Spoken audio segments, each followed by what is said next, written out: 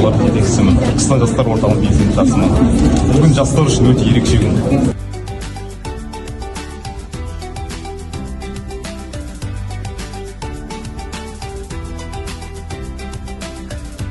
Сондай бір орталық болу керек.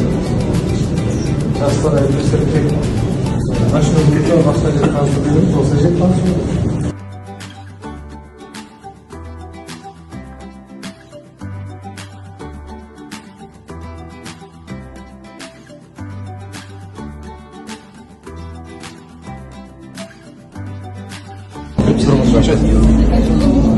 Ертеңді тағы қоқысқа тоғызбайсың.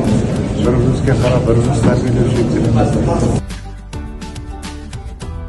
Дұрыс, осы жерде кездесіп, анда-санда бізді шақырып тұрса, біз де барып келіп тұрамыз. Араласып.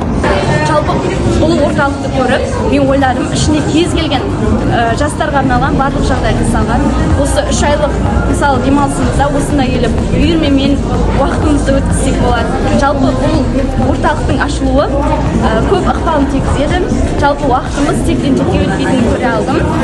Және де осындай орталықтың салынуына өз үлесін қосып отырған ол президентімізге, облыс әкіміне, аға әпкелерімізге алғысымды білдіремін.